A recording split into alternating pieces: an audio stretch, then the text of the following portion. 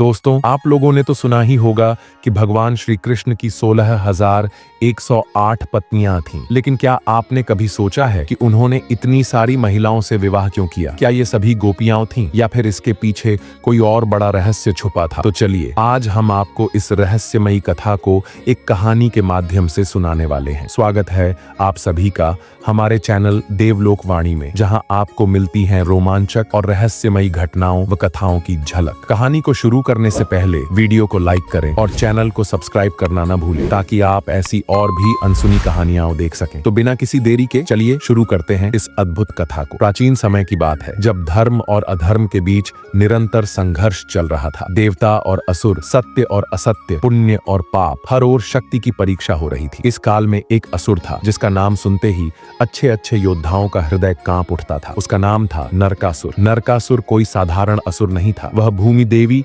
पृथ्वी का पुत्र था और उसे एक अद्भुत वरदान प्राप्त था। केवल उसकी माता ही उसका वध कर सकती थी। इसी वरदान ने उसे अजेय बना दिया था। उसने केवल पृथ्वी ही नहीं, स्वर्ग तक पर अपना अधिकार जमाने का प्रयास किया था। उसने देवराज इंद्र को पराजित कर उनके स्वर्गीय धरोहरों को लूट लिया। लेकिन उसका सबसे बड़ा पाप था 16,000 स्त्रियों का अपहरण और उनकी कैद। उसने इन स्त्रियों को अपने महल में बंद कर रखा था। इनमें राजकुमारियां, ब्राह्मण कन्याएं, अप्सराएं और सामान्य गृहिणियां भी थीं। इन स्त्रियों की आंखों में केवल पीड़ा और निराशा थी। वे दिन रात प्रार्थना करती थीं कि कोई आकर उन्हें इस नरक से मुक्त करे। महल के ऊंचे काले गुंबद, जिनके भीतर सूर्य की रोशनी तक नहीं पहुंच पाती थी, उनकी चीखों को दुनिया से छिपाए रखते थे। लेकिन क्या यह अंधकार सदा के लिए था या कोई उनका उद्धार करने आएगा? इसी बीच देवताओं की व्यथा भी बढ़ गई थी। नरकासुर के बढ़ते आतंक से भयभीत होकर वे सभी द्वारका पहुंचे। उन्होंने श्री कृष्ण से प्रार्थना की, हे गोविंद, नरकासुर अब अनियंत्रित हो गया है। उसने हमारी देव कन्याओं को कैद कर लिया है, स्वर्ग को अपवित्र कर दिया है। अब उसका अंत आवश्यक है। श्री कृष्ण ने गंभीरता से उनकी बातें सुनी। वे जानते थे कि यह केवल एक युद्ध नहीं, बल्कि अधर्म और अन्याय के विरुद्ध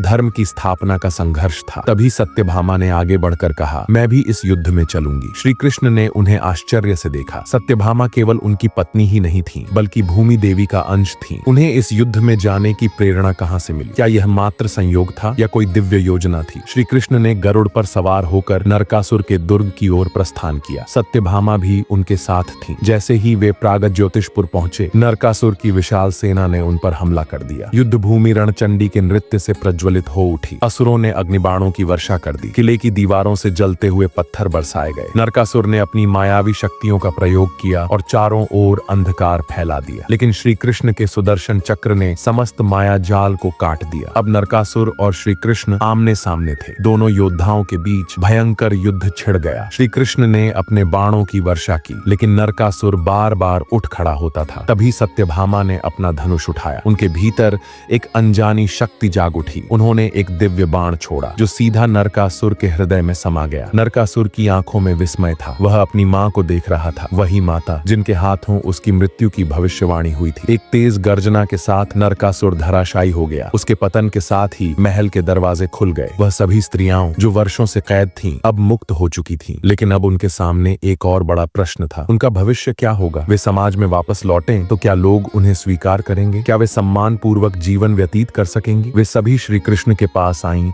और हाथ जोड़कर कहा, हे गोविंद, आपने हमें इस पापी के चंगुल से मुक्त किया, लेकिन अब हमारा कोई ठिकाना नहीं। हमारे परिवार हमें स्वीकार नहीं करेंगे। हमें कहां जाना चाहिए? श्री कृष्ण ने कुछ देर मौन धारण किया। उनके मन में केवल एक ही विचार था, इन स्त्रियों की रक्षा कैसे की जाए। तभी उन्होंने एक ऐतिहासिक निर्णय लिया। उन्होंने घोषणा की, तुम सभी अब मेरी पत्नियां हो। यह सुनकर सभी लोग स्तब्ध रह गए। क्या श्री कृष्ण ने वास्तव में इन 16,100 स्त्रियों से विवाह कर लिया? यह विवाह प्रेम के लिए नहीं था, बल्कि उनके सम्मान की रक्षा के लिए था। अगर वे समाज में अकेली छोड़ दी जाती तो उन्हें अपवित्र समझकर तिरस्कार झेलना पड़ता। श्री कृष्ण ने यह संदेश दिया कि स्त्री का सम्मान उसके अतीत से नहीं, बल्कि उसके व्यक्तित्व से तय होना चाहिए। द्वारका में 16,100 भव्य महल बनाए गए। श्री कृष्ण ने अपनी योग माया से स्वयं को विभाजित किया। वे हर रानी के साथ समान समय व्यतीत करने लगे। इसी कारण उन्हें पूर्ण पुरुषोत्तम कहा गया। लेकिन यह केवल एक चमत्कार नहीं था, यह एक सामाजिक सुधार था। यह एक संदेश था कि नारी का सम्मान पुरुष का धर्म है। समाज ने इसे स्वीकार किया। लोग समझ गए कि स्त्री कोई वस्तु नहीं जिसे किसी की कैद के कारण अपवित्र मान लिया जाए। नरकासुर का अंत केवल एक असुर का अंत नहीं था, यह उस सोच का अंत था जो स्त्रियों को केवल उनकी पवित्रता के आधार पर आंकती थी। श्री कृष्ण ने सिद्ध कर दिया